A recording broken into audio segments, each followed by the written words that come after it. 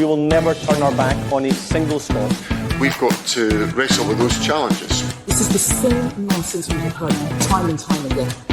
This is our country. Let's fix it together.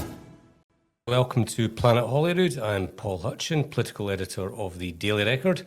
I'm joined this week by John Ferguson, who is the editor of the Sunday Mail, and Ben Borland, editor of the Scottish Daily Express.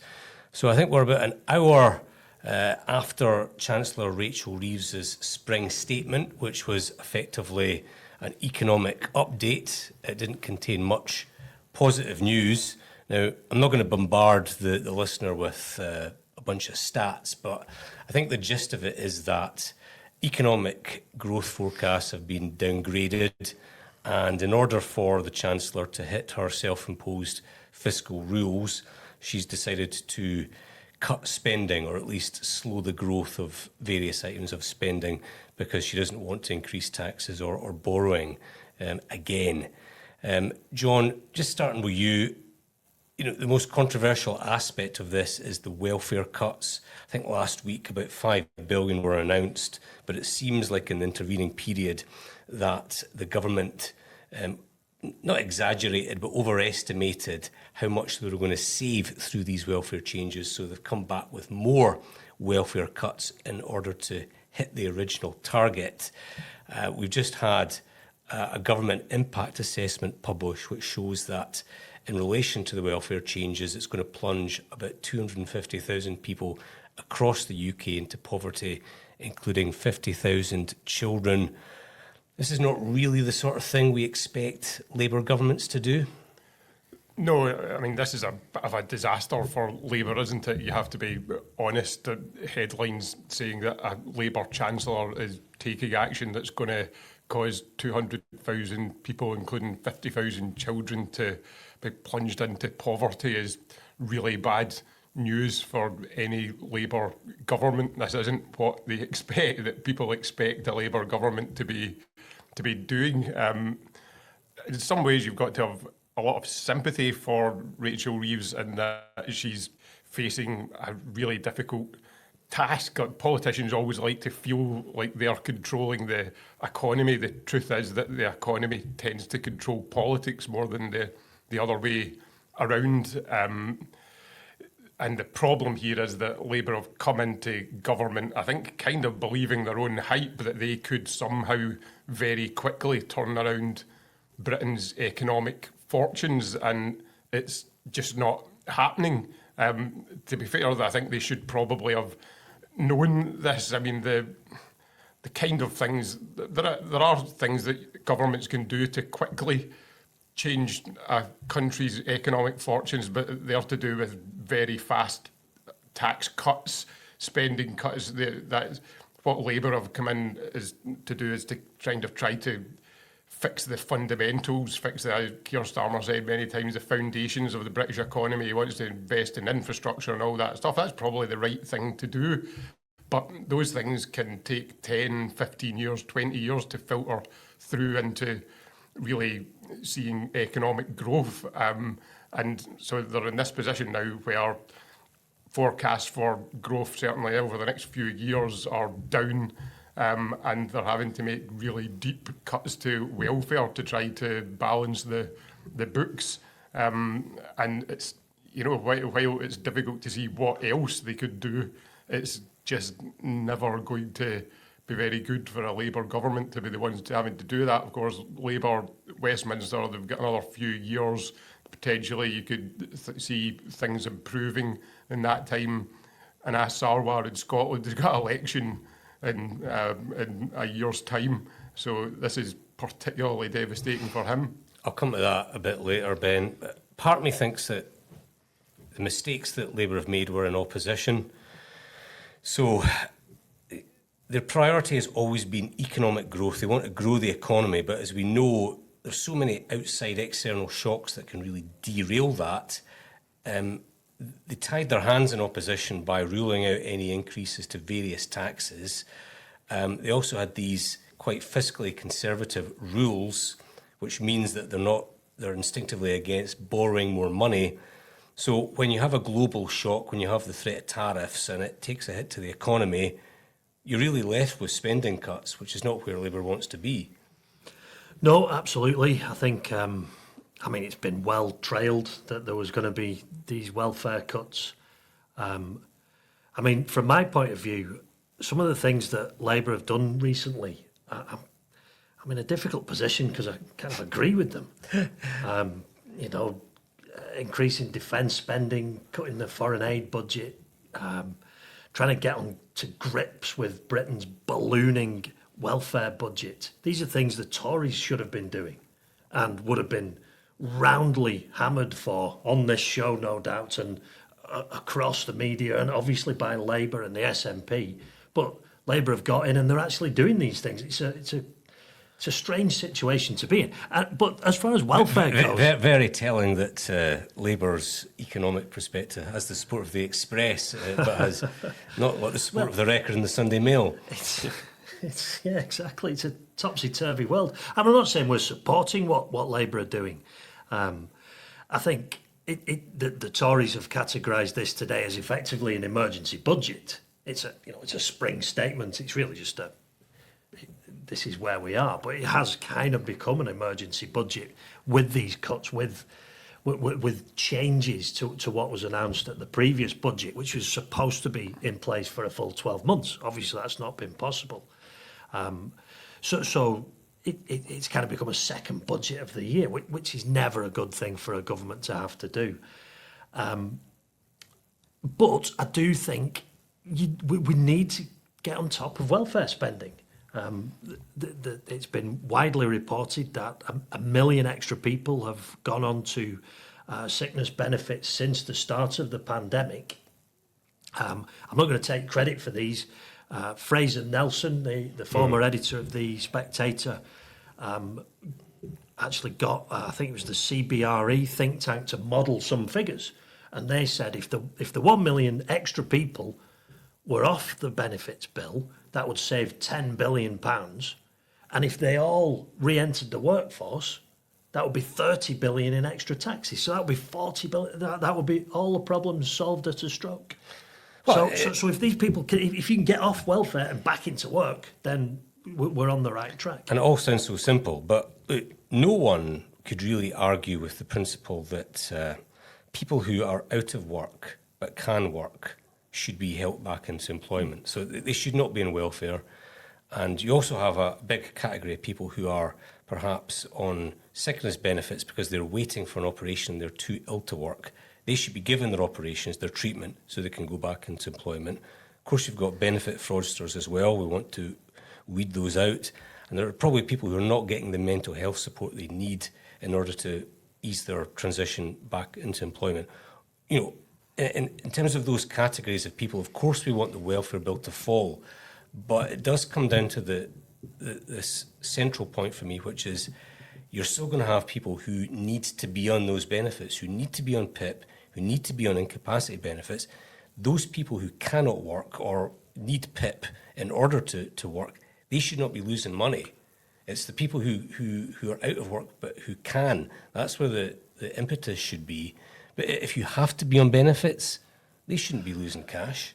I think one of the problems for the government here is that those people you're describing that potentially could work but are on benefits, they probably don't see things the same way as the government. They probably feel that they are too ill to work, and that's kind of the problem here, isn't it? And it's interesting to look at this presentationally and compare how Labour's sort of pitch here has been, we are compassionate people, we want to help people back into the workforce who in their heart will want back into the workforce but are trapped, they're in this benefits trap.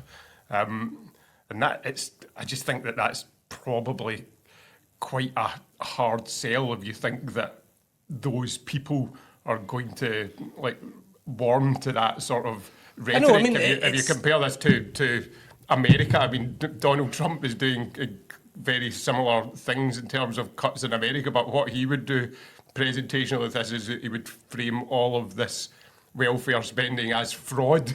and they would say, we need to cut out this fraud. These people are defrauding the government, and we are going to do something about it.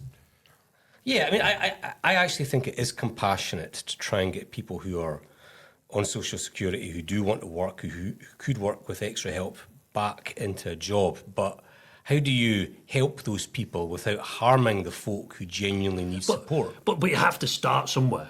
If we're going to reform the welfare system, you have to start somewhere. And this first step, although I guess it's been the subject of ongoing reform for years and years and years, this is a first step. Although, again, I'm going to go back and say, I don't think this is actually to do with reform. I think this is just the fact that they've run out of money. Or, you know, so it's it might be a good reform, thing capital R, maybe it's about them. Maybe it is. Maybe it's about Trump. I mean, certainly since Trump got in, Starmer seems to have taken a whole sort of different approach to politics. He's suddenly a lot more gung-ho. Let's raise defence spending, let's slash welfare, It seemed somebody in the Trump, in the Starmer camp seems to have realised, look, it's working for Trump. Let's be a bit more... Yeah, I think that's interesting. They do seem to think it's working for Trump. I'm not so sure that it is actually working for Trump. If you had a better view of how people in America are feeling about the government. Yeah, I don't know. That will be interesting to see. Was there not a sort of slight hint of Rachel Reeves trying to blame Trump?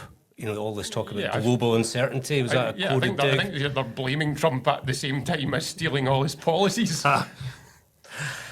Yeah, I think whatever way you look at it, a Labour government should be cutting child poverty. That's the raison d'etre. And to see figures where 50,000 extra kids are going to be in poverty as part of 250,000 people across the UK, they're going to need this child poverty strategy to come out pretty quickly because it seems to have been kicked into the long grass, seems to have been delayed. And if child poverty goes up over the course of a Labour term, that is a massive failure. Yeah, and I mean, it is going to go up, let's face it, it is going to go up. It's going to be, short of economic miracle, child poverty is going to go up because the biggest driver of child poverty is the general economic landscape, and that just doesn't look good going forward for the UK. So that's a massive problem for Labour. I don't really know how they square that. I guess one of the things that will be interesting with these cuts is how they are perceived more broadly by the public, whether the majority of people out there do think that these people need to get off benefits and go out, get a job, get on their bike, whatever. That it will be interesting to see how people react to it, and I guess also how the media react to it, because as we've seen, papers like the Express and I'd imagine the Daily Mail, the Telegraph, they're not going to be seeing much here to criticise, are they? They'll see something to criticise in the lack of economic growth, but not in cutting benefits. So the question will be, what do the more left-leaning media make of all this stuff? I think in the country, there'll be general support for the principle of welfare at work. The problem is the detail. And when you see case studies of people who are genuinely unable to work, having cash taken away from them, that was always the case with the Conservatives' welfare reform packages as well. It's, saying that you want people to work is easy, but getting a sort of compassionate system of change is much more difficult. Yeah, you can't, to do these things and actually save large quantities of money, you need to be pretty brutal in the way you go about it. And when you're doing that, you will unavoidably get the case studies, the human stories that you're talking about that will come out in the media, and there's no fair way of doing this, is there? Like, it's all unfair, and so you are going to have these horrendous stories of people being left in abject poverty because they're unfortunate enough to have had something happen to their health. Although, I mean, in Scotland, I don't have the figures to hand. Have we seen a reduction in child poverty as a result of the...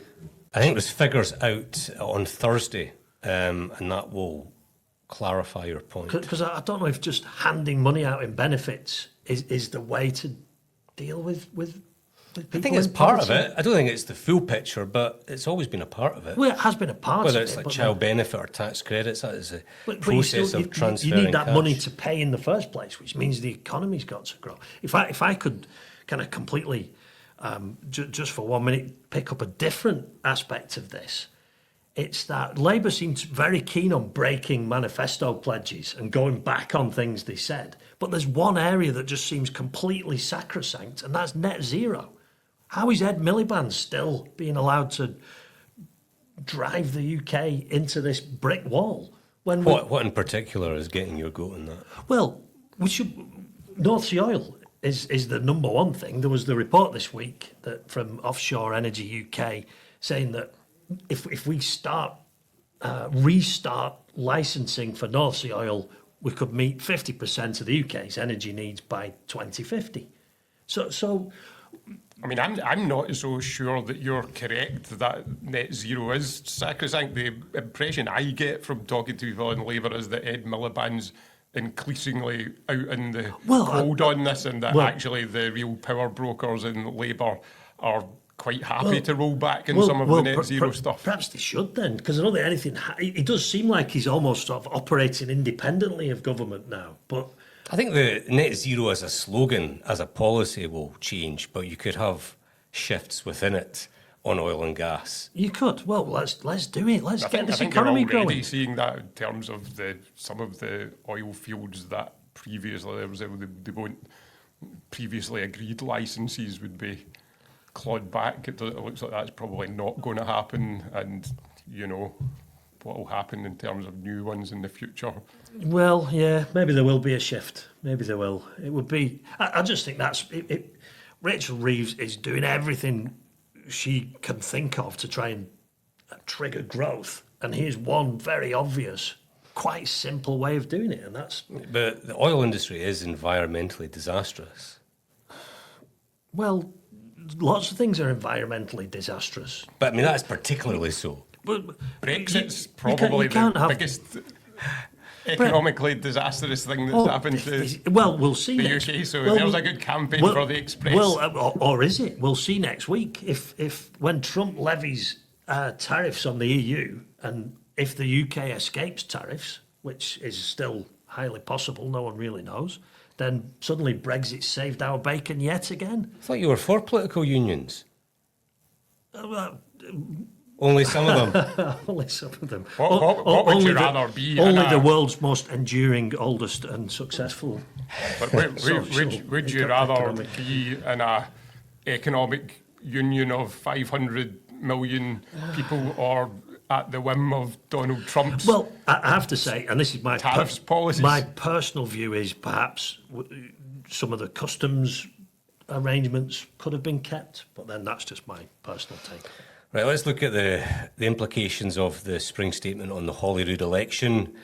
I think, let's just summarise Anas Sarwar's hope last July. He hoped that there would be a steady stream of good news from the UK government in the 18 months leading up to the 2026 Holyrood election, that he would be able to say, look at what a Labour government at Westminster has done for you, look at the changes they've made in a positive way, look at the money they've put in your pockets. Hasn't quite worked out that way. It doesn't seem like it's going to change either between now and the campaign. Yeah, it's kind of worked out the opposite way, hasn't it? And it's a big problem. I mean, things can change quickly in politics. I think we need to remember that. You know, that I know that it's only a year, but a lot can change in a year, and there is a chance that Labour will do better than people think at the moment. But it does, 6 months ago, a year ago, people thought it was pretty much nailed on that Anas Sarwar was going to be the first minister. That just doesn't. It feels like he's really going to need to fight to make that happen now. I think one caveat I would say is that these benefits cuts, for example, or budget cuts, the Scottish Government, it does look like they will ultimately have to implement this stuff themselves. The UK Government deals with benefits in England and Wales. The Scottish Government it looks like we'll be getting a cut to their overall block grant, and it will ultimately come down to John Swinney whether he's going to cut money in the same places. So Labour will be keen to frame this as a choice that he's got. I'm sure it will, free university tuition, free prescriptions, all this stuff. The Labour will keen to say, well, there are other options here rather than taking this off of disabled people. So it's not as if these cuts are going to be things that the SNP will be able to directly blame on Labour and say there's absolutely nothing that we can do about this. It will at some point filter down to political choices for them as well. So, a lot could change, but at the moment, you're absolutely right. It's been the Labour government in Westminster has been providing an server with non-stop problems, and we've seen that filtering through pretty much directly in all of the polls that we've seen. Let's face it, a devolved election should be about the record of the devolved government. That's what the Scottish Parliament was created for. The Scottish Government will implement its policies over 4 or 5 years, and we have our verdict as voters in the election. But politics is not fair, and voters, if they want, can use the Holyrood election as a judgment on the current Westminster administration. And right now, it looks like that is going to be the decisive factor. It may change, but if you look at the opinion polls and the fact that Labour are down about 13, 14 points compared to their July 4th result, it seems like Scots right now are thinking more about Westminster than they are about Holyrood. I think it's going to be a surprise to us looking back to what we've been saying over the past 6 months. I've always thought this. I think the Scottish electorate is far more switched on and kind of savvy than they're often given credit for. And I genuinely think come next May, voters will know what they're voting for. They'll be voting for a change. And the change is because we've had what will then be 19 years of the SNP. People know that people are far more switched on to this than I think sometimes we in the media think. They know the SNP are in charge of schools, roads, hospitals, police, and they know Westminster's overall in charge of the economy and sets the budgets and defence and foreign affairs. I genuinely think what you're seeing in the polls now is dissatisfaction with the performance of Keir Starmer and Rachel Reeves. I think when it comes down to it, when it comes to the crunch next May, I think people are going to say, right, these lot have had nearly 20 years, let's give someone else a go. The thing is, you talk about the savvy Scottish voter.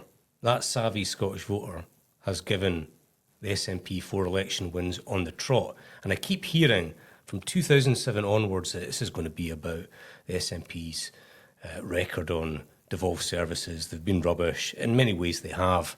And yet people keep voting SNP. And I would just say that, a party like the SNP has been in charge for nearly 2 decades. It's impossible for that sort of thing to happen without the political culture changing in a way that benefits the governing party. And I just think that John Swinney's trump card, as ever, will be that he is seen as someone who stands up for Scotland. And, this is more, after 19 years or whatever we've had of SNP, this is more a nationalist country than it is a socialist country. And it's still a very good card for Swinney to play. And I think in Sarwar, he's not seen as someone who stands up for Scotland. He's seen as someone who stands up for Labour. That's a big difference. And all these things, he comes across as Keir Starmer's spokesman. He's the spokesman for an unpopular government, an unpopular political party. And I think that could be the decisive factor. But he can surely argue, use that to his benefit. Say, look, I'm going to work together with my mate Keir. You're going to have Labour at 2 levels working together instead of this constant friction. It doesn't feel like a massive selling point at the moment, but does it? I'm going to work with my mate here. I know, instead of like 4 billion welfare cuts, I've chiselled down to 3.5. Well, that's $500 million left, because the SNP ain't going to reduce any welfare cuts. That would be $500 million saved. In many ways, what this kind of illustrates is the weakness of devolved governments and the fact that, I mean, if you think back when Labour won the election, they were telling us at every available opportunity, Scotland has two governments. That was one of the mantras that you heard time and time again. And that's kind of the problem here, isn't it? Scotland does have two governments, and so each can blame the other for whatever they want. And so naturally, the SNP will say all of these problems, all of these cuts, all of the stuff that's harming your life, that's their fault. And we'd make this better if we were in control of everything. Who knows whether that's true or not? But yes, you have to think that the biggest driver in recent Scottish elections is, you could call it a cynical view, but maybe it actually, in practical terms, makes sense that Scottish people look at the political landscape and think, well, the best government to have in this devolved Parliament in Scotland is one that will cynically just fight for more resources from Westminster no matter what. And probably the realistic truth is that is the SNP. But that's goes back to the point I was saying, that I do think the electorate's switched on to this. People know that they can vote SNP, and it doesn't mean that that they're in favour of independence, because you can vote SNP, and then even if there is a referendum, you can vote no. That's always been the SNP's trump card, that they've got this section of the country that is not totally opposed to the idea, but no, they've got that safety net. What's the solution then? Either abolish the Scottish Parliament or become independent? Well, one solution, and I mean, we're going quite a long way from this Spring Statement. One solution is a sort of unionist pact, because there is a pro-UK majority in Scotland. It's a fact. And yet... Is it a fact? Yeah, it's a fact, because it's a fact. It's a contested fact. It's more like 50-50. So basically that means Labour working with the Tories. Yes, and the Lib Dems. I mean, again, a hard sell. Is there a sick bag there? I think I'm going to bulk.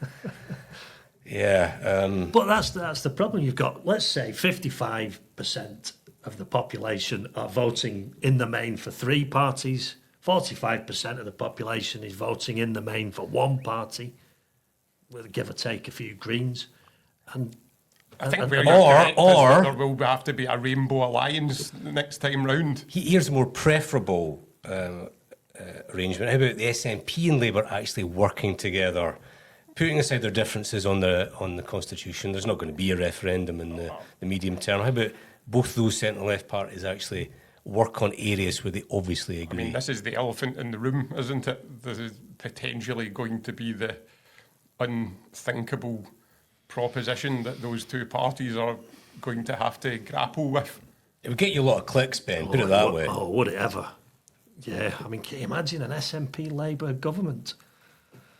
I mean, I find it difficult to imagine an SNP Labour government, but the SNP and Labour accepting that they need to cooperate on areas where they can cooperate, that it feels like certainly if you put personalities and party politics aside, that should be extremely easy to do, given that they're in fact fairly similar parties. I don't see, because the one thing you need for a coalition is a junior partner. And I don't think either of those parties would ever. Do you want the sick bag now after I've used it? You know, neither of those two are ever going to agree that we're the junior partner in this relationship. They both see themselves as the natural party of government. Yeah, Scotland. I mean, I think the defining feature of Scottish politics is that Labour and SNP are still trying to kill each other. Yeah. And, you know, sadly, they cannot work on areas where, like council tax reform, national care service, where they should be working together. Yeah, I mean, I think that the way it was described to me once was that Labour and the Tories hate each other, but they know that they kind of need each other in the same way that Celtic and Rangers need each other. But Labour and the SNP actually want to be each other, and someone needs to die. All right, it's a very good description. That's a dark analogy, John. Well, thanks for that. All right, I think that's probably all we've got time for. Thanks very much to John and to Ben for joining me. You can listen to this episode on Spotify or Apple Music, or watch it on the Daily Record YouTube channel. Don't forget to follow us on Instagram and TikTok for the latest news and best bits of the podcast. We will never turn our back on a single Scot. We've got to wrestle with those challenges. This is the same nonsense we have heard time and time again. This is our country. Let's fix it together.